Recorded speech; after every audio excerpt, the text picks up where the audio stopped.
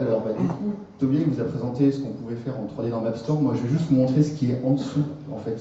C'est tout simple. C'est comment on fait pour préparer la donnée qui sert de globe dans MapStore. Parce que la 3D, c'est bien beau, mais si on fait ça sur une boule, c'est pas très pratique. Donc, il y a un certain délai. Un délai plus que certain. Donc, ouais, qu'est-ce que c'est le terrain? Moi, ce que j'appelle le terrain, c'est le globe sous les couches. Finalement, quand on est en 2D, c'est un peu la base map. C'est votre fond de carte, et par-dessus, vous mettez vos couches vectorielles, vos métiers. Là, c'est la même chose, le terrain. Le terrain, c'est ce qui va être le globe par-dessus lequel on vient mettre des couches vectorielles. Et là, en l'occurrence, c'est un cache QA qui est calculé à partir d'un MNT avec des outils relativement simples. C'est spécifique à Cesium, mais du coup, vu qu'énormément de plateformes 3D utilisent Cesium, bon, les slides, je crois que c'est mort. Tu peux dire ce qu'il y a sur 3D quand je Oui, il n'y a rien, parce que c'est brut. Il n'y a pas de page web. C'est un index d'un répertoire sur le serveur de développement Polar. Il y a les notes, il y a les fichiers, il y a le cache QA, mais par contre, il n'y a pas de page de présentation, parce que ça, je ne sais pas faire. Ça veut dire qu'on peut l'utiliser dans toutes les instances MapStore? Oui, c'est l'idée. Mais du coup, c'est la fin de ma présentation.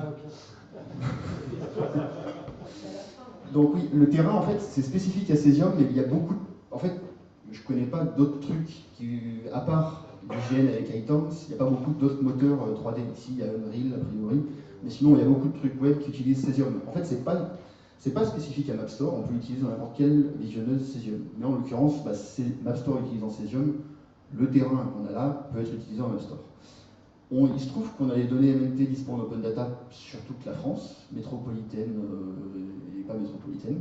On a le RGELT, on a d'autres MNT à plus fine résolution sur certains endroits, mais on a le RGELT sur toute la France. On s'est dit que ce serait quand même pas bien plus simple de calculer ça une fois pour toutes, pour tout le monde, plutôt que chacun le fasse dans son coin. Et puis c'était un petit défi avec Fabrice, parce qu'on en avait parlé il y a un petit bout de temps, et puis on était en Ariège, et puis on avait une soirée à tuer, et puis en fait, ça s'est fini comme ça en fait. C'est souvent comme ça que les choses avancent. Est-ce que ça va marcher? Donc la logique, c'était de télécharger tout ce qu'on a sur la France. Donc, pour répondre à la question de Jean, en partie, oui, on a plusieurs niveaux de définition sur la France. On a la BDLT 75 mètres, la BDLT 25 mètres, le RGELT 5 mètres, le RGELT 1 mètre, et après on peut avoir sur les zones du 50 cm. Ah, c'est arrivé. L'idée était relativement simple. On a pris les 3 niveaux, donc on a 3 fichiers. Alors du coup c'est du COG, c'est l'outil optimisé, tout ça, monobande vu que c'est du élévation. Le fichier RGELT sur la France entière, métro. Alors j'ai exclu la Corse parce que j'ai essayé d'inclure la Corse. Et ça n'utilise pas le même globe dans la projection, c'est là que se sont arrêtées mes compétences en projection. Donc j'ai abandonné pour la Corse, je suis désolé pour les Corses. Mais du coup, le fichier, c'est France Métropole entière, 80 gigas ou 5 mètres, après au-dessus, c'est ridicule les formats.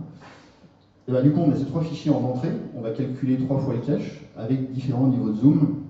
Donc la BDLT du niveau 0 à 10, c'est le même principe que les niveaux de cache dans GeoWebCache ou MapCache ou MapProxy.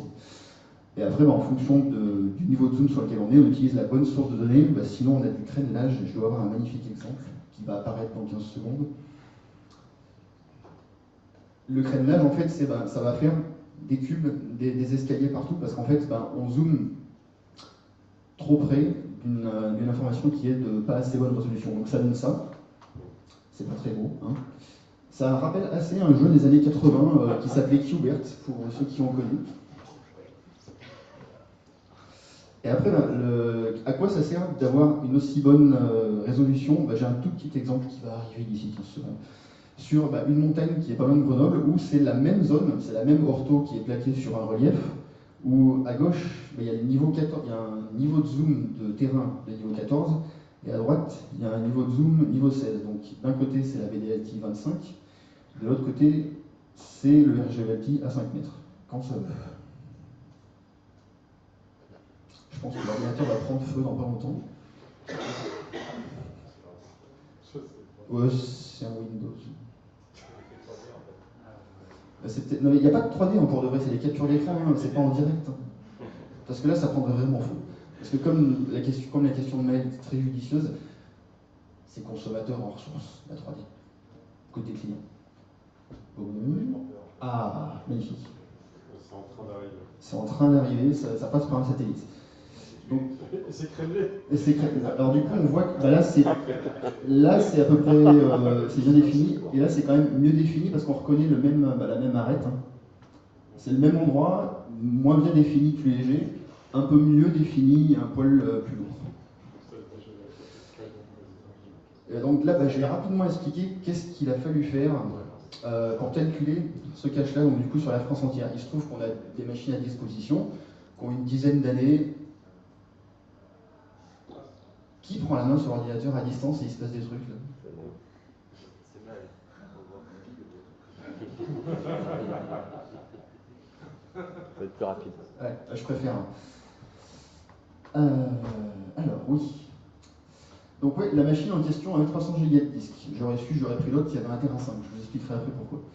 Le calcul s'est fait en 3 fois parce qu'il y a 3 niveaux de zoom. Sur la France entière, du coup, à la fin, ça fait que 90 Go le niveau de tous les caches, de tous les niveaux jusqu'au niveau 16, qui est fait avec le RGLT 5 mètres, qui donne déjà une bonne résolution. Faire attention au nombre d'inodes, en fait, c'est un truc tout bête, c'est un truc bas niveau, système de fichiers, administration système. 300 Go, on peut mettre que 20 000 fichiers dedans si on utilise les paramètres par défaut. En l'occurrence, il y a besoin un peu plus, donc il a fallu refaire le calcul. Et j'ai juste fait un petit test sur le Puy-de-Dôme, pur chauvinisme, avec le RGLT à 1 mètre, pour avoir, sur une zone donnée, une définition encore meilleure, en l'occurrence le Sensi. Et du coup, ça a fait très peu de temps de calcul. Ça montre que sur une très vieille machine, avec des ressources pas terribles, pas énormément de RAM, ça se calcule assez vite, pour de vrai. Et à la fin, ça donne des estimations, juste pour un département. Donc ça, c'est le COG du RGLT à 1 mètre qui fait 26 Go. On a ça comme volume a priori pour des tuiles.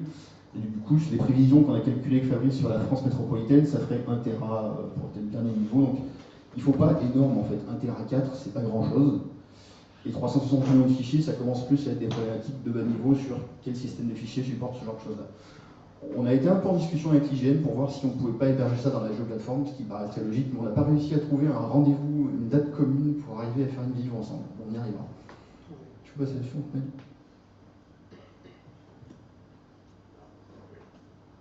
C'est pour toi aussi. Ah oui, alors du coup, il y a un petit peu de technique, vous commencez à me connaître. Ça, en fait, c'est le point d'entrée. C'est ce qu'on met dans la configuration pour dire je vais utiliser cette couche comme relief. C'est l'équivalent d'un Get Capabilities WMS. Pour le faire, il a juste fait ça, c'est généré automatiquement par le calcul du cache. Il a juste fallu assembler les 3 fichiers pour les 3 différents niveaux de zoom. Et ça permet de savoir jusqu'où j'ai de la donnée. Où est-ce que je vais chercher de la donnée, puis quand je tombe la falaise de la fin du monde, après ça s'appelle rien d'année.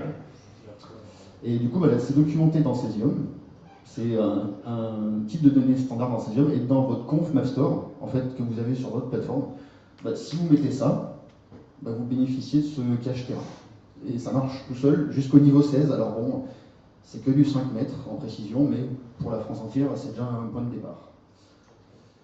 Et il n'y a rien de particulier, en fait. Ça marche assez bien, par contre, il faut avoir un bon navigateur, parce que sinon ça chauffe. Ouais. Ça vient? Ah. Oui, alors ça c'est un petit détail. Ce qui est en vert, c'est ce qu'il fallait que je pense à mettre pour que ça marche dans n'importe quelle plateforme, parce que sinon ça n'allait marcher que sur l'instance de démo configurée avec. Grâce à ça, ça peut marcher depuis le MapStore de Haute-France, le MapStore de Data Grand Est. Ça peut être utilisé n'importe où. Et il y a juste ce petit point de détail, les fichiers sont zippés à l'intérieur, donc il a fallu que je pense à mettre cette en-tête là, sinon ça ne marche pas du tout. Ça s'appelle les en-têtes Corse. Les en-têtes Corse, moi en fait, quand on me dit Corse, maintenant je pars en cours. C'est une horreur. HTTP 3 Certainement. Non, parfait. La suite, oui, du coup, on a fait ça au mois d'avril, et j'en ai parlé sur la liste de diffusion. J'ai pas eu beaucoup de rebonds là-dessus. Je pense pas que grand monde l'ait testé, mais Fabrice, il aime bien tester tout ce que je fais. En fait, j'ai regardé vite fait les logs. Il y a eu 7 millions de hits, mais puis 2300 IP, ça me paraissait louche. Bon, 6 Go de volume, c'est rien du tout par rapport à l'hébergement de Pola, c'était négligeable.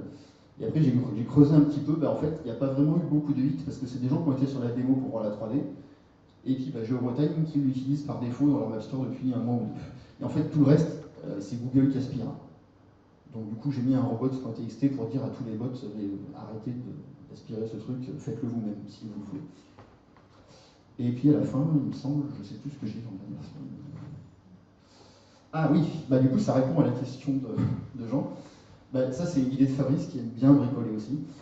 Il s'est dit, en fait, on a la France entière sur la démo de GeoOrchestra. En fait, chez nous, à GeoBretagne, on n'a qu'à faire les niveaux 17 et 18, parce que c'est notre territoire de compétence, et puis on a la place pour le stocker. Puis comme ça, on ne se casse pas la tête à faire le reste qui est au-dessus. Et avec juste une petite pirouette de configuration Nginx que Fabrice nous a fait, en fait, c'est tout simple.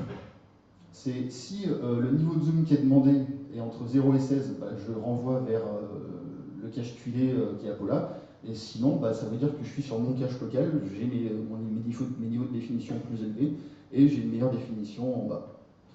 Et du coup, l'idée serait aussi d'y mettre de la plateforme, mais ça c'est à voir. Je sais que j'ai regardé un petit peu, et le mode 3D du géoportail actuel, ça n'utilise pas, je pense pas Cesium, parce que ça utilise un flux tuilé de fichiers au format protobuf. Donc je pense que c'est Lighton ou un autre moteur derrière qui fait que je ne suis pas sûr qu'on puisse mutualiser ça avec ce qu'il y a actuellement dans le GeoPortail, mais je ne sais pas quel sera le composant 3D du futur carte.gouv.fr. Si on peut y mettre en commun, ce serait sympa. Et je crois que j'ai fini. Je sais plus, il y a peut-être la dernière slide de conclusion. Ah oui, voilà. Comme dans la présentation d'hier, tous les liens, alors je ne les ai pas mis en rouge parce que j'ai oublié, mais tous les liens sont cliquables. Ça, c'est une visionneuse de démo. Si vous allez dessus, vous tombez sur le puits de Sancy avec le RGEL tient 1 mètre, on voit bien les rochers quand même. Alors, le seul souci, c'est que j'ai pas pu mettre la photo à 5 cm qu'on a chez nous, mais je pourrais, parce que du coup, c'est de l'ortho HR hygiène 20 cm qui est de bonne qualité, mais du 20 cm sur un terrain très bien défini, on ne voit pas très bien, c'est pas très joli. Mais du coup, là-dessus, cette URL, c'est pas une page web, c'est pas un site web, c'est en vrac. Mais par contre, dessus, il y a les notes que j'ai prises au fur et à mesure d'avoir fait tout ça, les calculs, les fichiers, si vous voulez reproduire le truc. Il y a les binaires à télécharger parce qu'ils ont été recompilés avec la version de GDAL pour Debian 12. Voilà. Tous ces trucs techniques, si vous avez des questions techniques, vous venez me voir. Mais tout ce qui a été fait pour générer ce cache-là est disponible à cette adresse-là. C'est un peu en brut de décoffrage, mais ça marche. Et n'hésitez pas à l'utiliser dans la plateforme Mastor. Comme ça, on pourra voir un peu les statistiques d'utilisation, voir si ça tient la charge.